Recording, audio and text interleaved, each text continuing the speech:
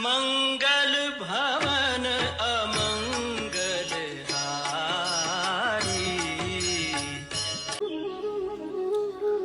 प्रिय भक्तों, प्रेम से बोलो सियावर रामचंद्र की जय। भक्तों, पिछले एपिसोड में आपने सुना कि नारद जी को के अंदर एक ऐसा अहम आ गया, एक अहंकार आ गया कि मैंने कामदेव को जीत लिया। और उन्होंने जाकर के अपनी कथा शंकर जी को बताई, शिव जी को बताई, तो शिव जी ने मना किया कि आप लक्ष्मीपति श्री हरि को ये सब बात मत बताना। लेकिन नारद जी थे, उनके अंदर एक अहंकार था, एक घमंड था। तो अपने उनके घमंड को चूर करने के लिए, खत्म करने के लिए भगवान ने एक माया को रचा। और उस माया के अंतर्गत भगवान श्री नारद जी का मोह भंग की कथा आगे की आपको सुनाता हूँ। और प्रेम से बोलो सियावर रामचंद्र की जय। देखे रूप मुनि बिरत बिसारी, बड़ी बार लगी रहे निहारी। लचन तास बिलो के बुलाने, हृदय हरस नहीं प्रगट बखाने। उसके रूप को देखकर मुनि बैराग भूल गए और बड़ी देर तक उसकी ओर देखते रहे। उसके लक्षण देखकर मुनि अपने आप को भी भूल गए और हृदय में हर्षित हुए कर प्रकट रूप में उन लक्षणों को नहीं कहा जा सकता। जो यही बरए अमर सोए हो, ये समर भूमि तह जेतन को, ये से वही सकल चराचर ताहि, बरए शील निधि कन्या जाई।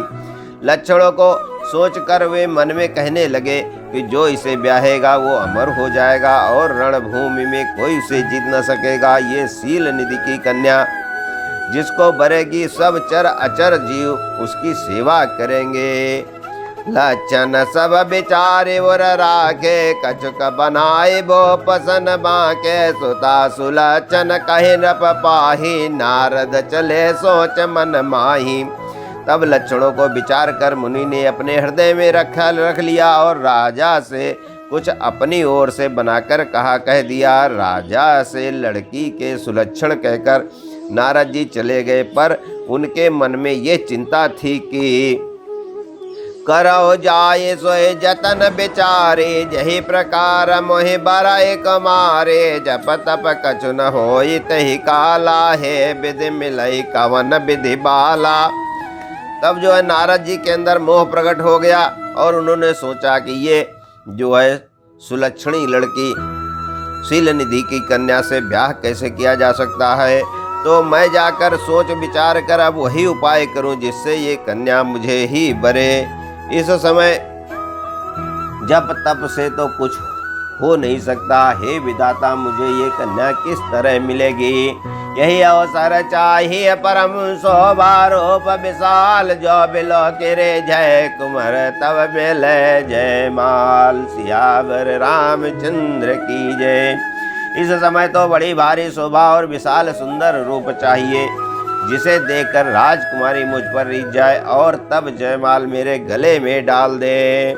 हरिसन मांगो सुंदरताये, होई जाति गहरु यति बाये। मोरे हित हरि समन ही कहो, यही अवसर सहाय सोय हो।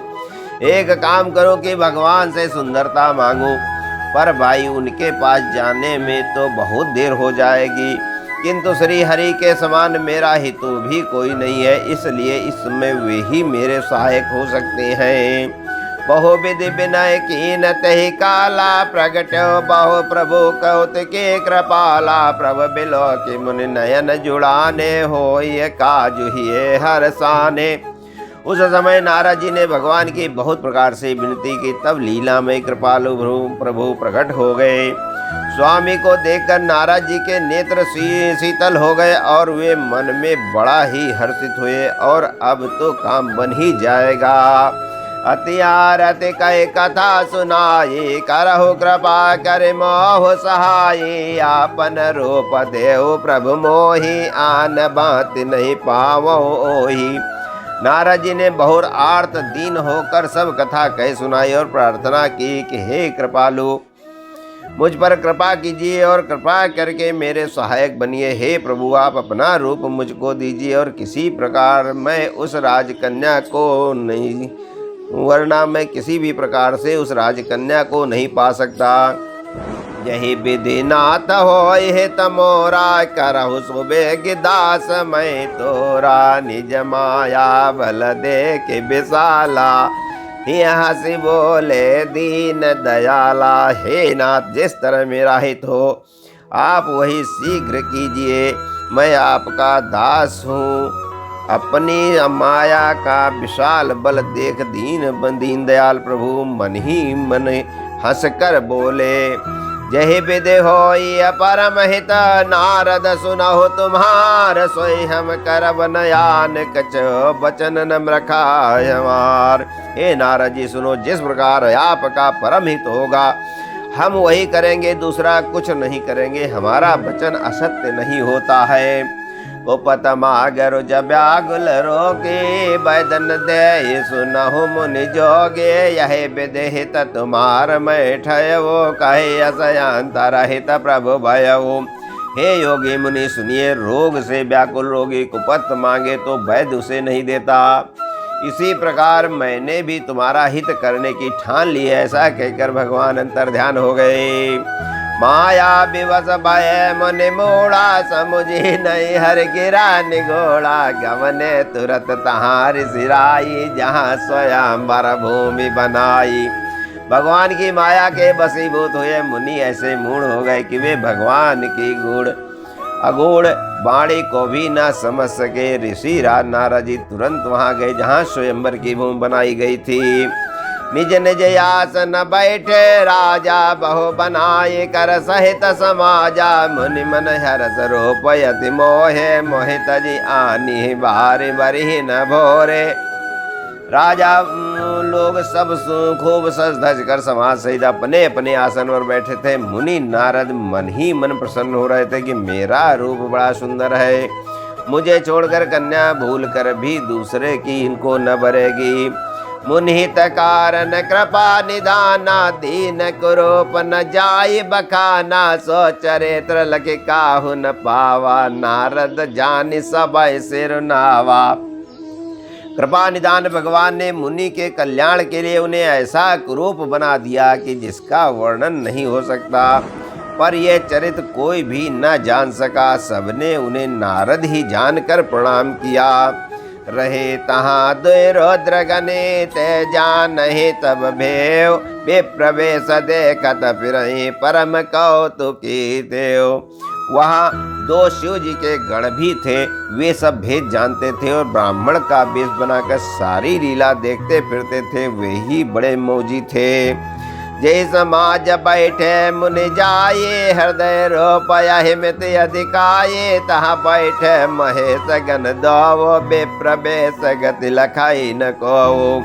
नारद जी अपने हृदय में रूप का बड़ा अभिमान लेकर जिस समाज पंक्ति में जाकर बैठे थे, वे शिव जी के दोनों गण भी वहीं बैठ गए। ब्राह्मण के वेश में होने के कारण उनकी सब चाल को कोई न जान सका। करहि कोटि नारद सुनाये, नेक देन हरि सुंदरताये। रे जय राजकुंवर छवि देखे, इन्ह बरे हर जान विषेकी। वे नारद जी को सुना सुनाकर व्यंग वचन कहते थे।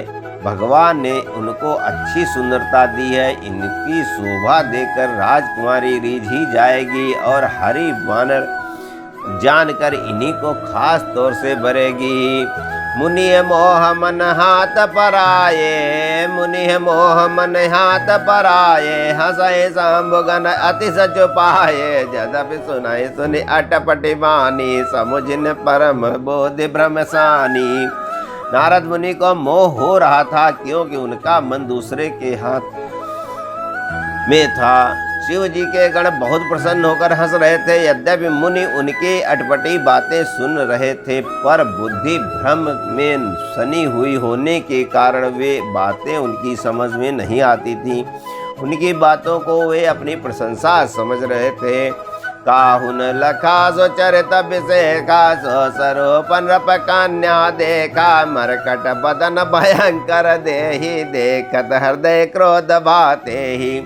इस विशेष चरित्र को और किसी ने नहीं जाना, केवल राजकन्या ने नारद जी का वो रूप देखा। उनका बंदर का सा मुंह और भयंकर शरीर देखते ही कन्या के हृदय में क्रोध उत्पन्न हो गया।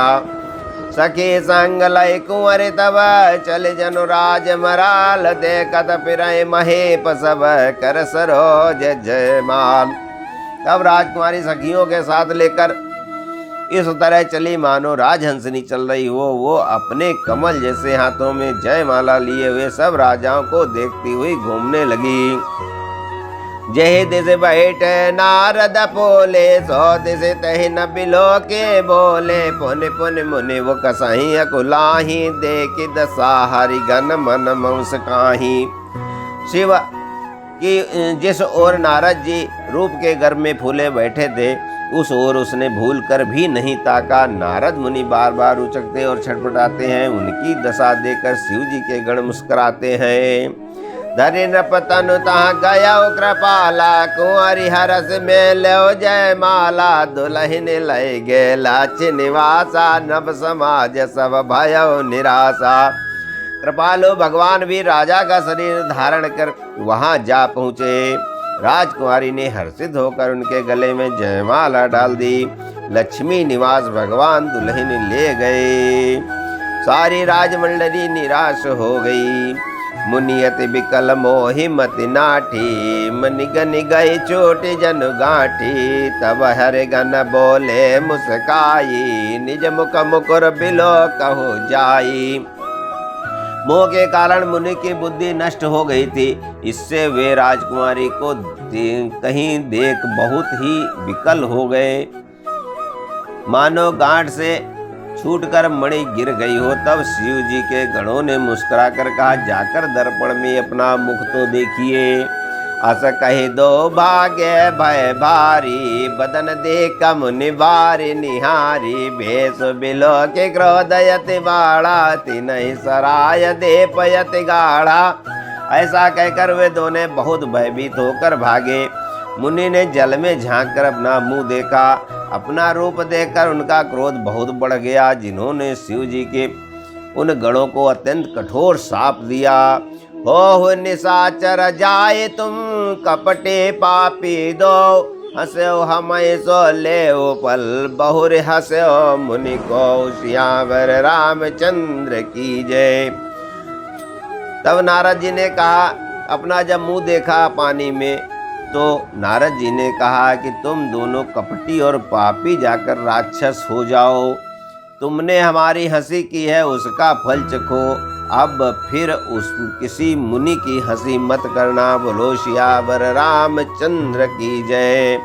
प्रिय भक्तों, हरि की माया कोई जान नहीं सका। नारद जी का मोह भंग हो गया। और इसका अगले एपिसोड में आगे क्या हुआ मुनि जी के साथ, नारद जी के साथ, वो आपको सुनने को मिलेगा। आज यहीं पर समाप्त किया जाता है। आपसे करबद्ध प्रार्थना है कि मेरे चैनल को लाइक सब्सक्राइब करें और अपने दोस्तों को शेयर जरूर करें। बोलो सियावर रामचंद्र की जय।